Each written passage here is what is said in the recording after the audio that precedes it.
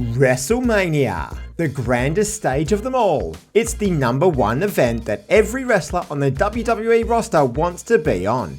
And every year, some wrestlers do not get that opportunity, despite their performances making them worthy of the card. Here at Aussie Cousins Wrestling, we're going to highlight those that may not make it this year. And if you love wrestling as much as us Aussies, hit that subscribe button and let us know your thoughts on these wrestlers in the comments below. I'm Chris Apples from Aussie Cousins Wrestling, and these are 10 superstars in danger of missing out on WrestleMania 41.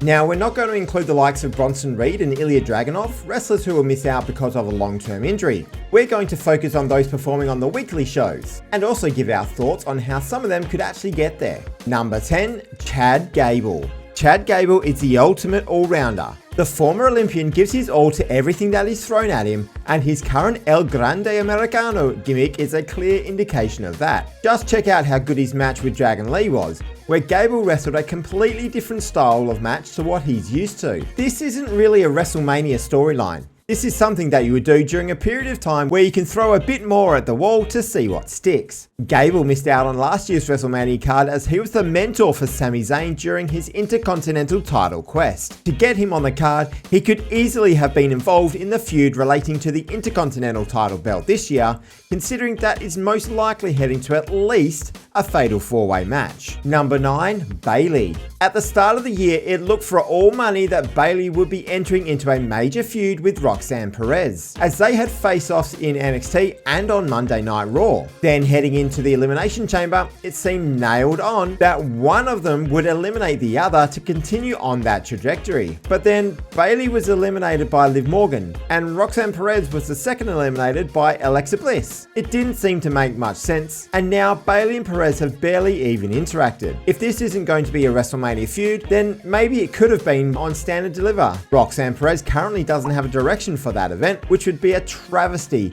for one of the most important NXT stars over the past couple of years. But it also appears that Bayley could be involved in a feud for the Women's Tag Team Championships, which came out of nowhere on Raw in Glasgow as she saved Lyra Valkyria from a Liv Morgan and Raquel Rodriguez beatdown. Number 8, Sami Zayn. Many thought this would be the year Sami Zayn rekindles his decades-long feud with Kevin Owens on the grandest stage of them all. But instead, that feud was blown off at Elimination Chamber instead. Kevin Owens has now set up a match with the returning Randy Orton, but what now for Sami? There is no clear path to a WrestleMania match this year for the always popular superstar, especially after last year having one of the best matches of the entire weekend, leading to that incredible moment of him capturing the Intercontinental title 2 years ago, and Sami Zayn was winning the Tag Team Championships in the main event of Night 1. This year, it seems like Sami will get himself involved in the Kevin Owens and Randy Orton match in some way, but that's still not a match for himself. It's hard to see where Sami fits into any match at all this year,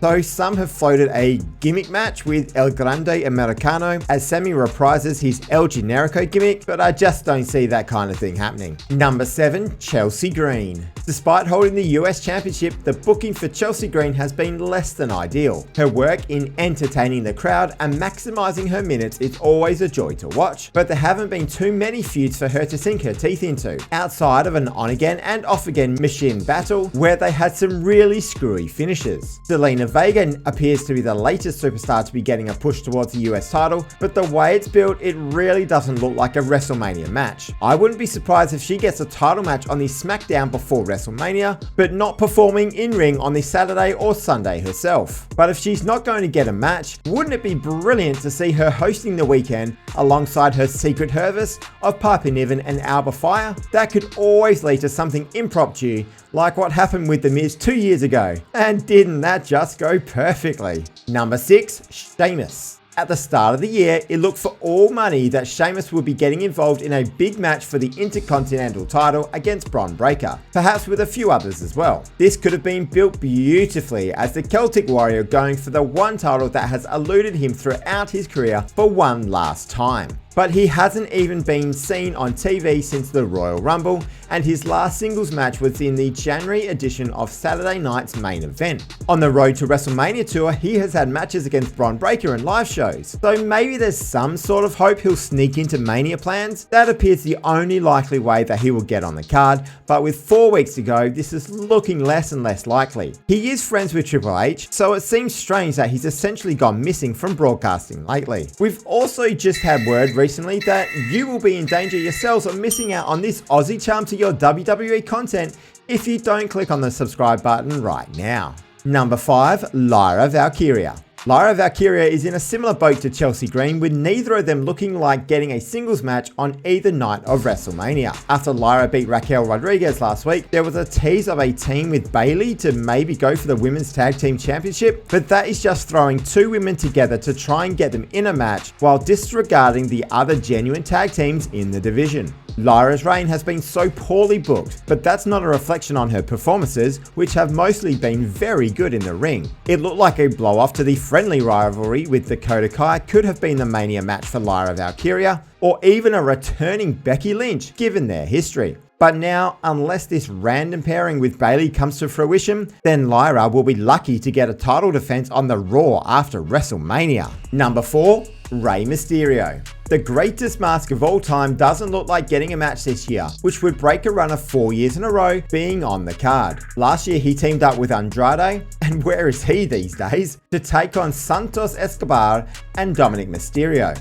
But it was 2 years ago in Los Angeles where the spectacle between Rey and his son taking on each other in singles action was one of the highlights of the entire weekend. Unless something happens in the tag division with Rey teaming up with Dragon Lee, it looks like Rey won't be having a match this year. But there are already so many multi-man or multi-team matches being slated for this year, adding another one doesn't seem like a great idea. Before we get to the top 3, a quick note for some other superstars. At this point in time, there is no match booked for Liv Morgan and Raquel Rodriguez, despite Liv arguably being one of the MVPs of the company over the last year. I would suggest this is probably going to happen on the next couple of Raws though. Hopefully that is cleared up soon. Jimmy Uso doesn't have a match this year, but I'm sure will have some sort of role to play with his brother. And LA Knight does not have a WrestleMania match yet, but has plenty of contenders for his belt lining up. Number 3, Dakota Kai. Dakota Kai has had an injury-hampered couple of years, but her following amongst the crowd has really grown in the last few months. She has put on some good matches of late, whether in tag matches alongside Io Sky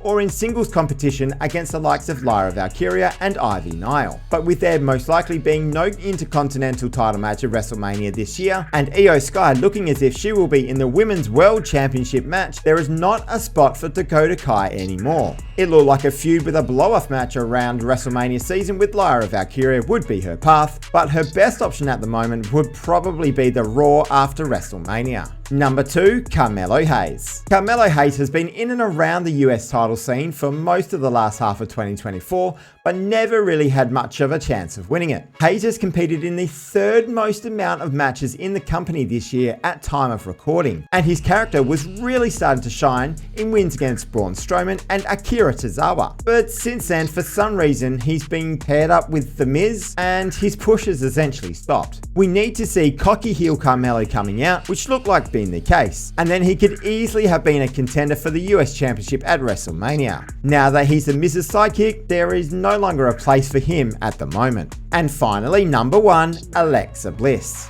Alexa Bliss made her return at the Royal Rumble this year to one of the loudest and most sustained cheers for the entire night. While she did take some time to shake off the ring rust, she had a great performance in the Elimination Chamber and eliminated young sensation Roxanne Perez. Many people were speculating that a feud between Liv Morgan and Raquel Rodriguez against Alexa Bliss and her former tag team partner Nikki Cross was WrestleMania worthy for the women's tag team belts, but nothing has come from it since that PLE in Toronto. At least that would be a match against 2 actual tag teams and not just a thrown together pairing with a month to go to give the champs something to do. Who else do you think is in danger of missing out on WrestleMania? Let us know in the comments below, and as always, if you haven't already done so, please hit that subscribe button so you don't miss out on a bit of Aussie charm to your WWE content. Like that video to send this out to more people, and the most important thing of all is that we here at Aussie Cousins Wrestling hope that you all have a wonderful day.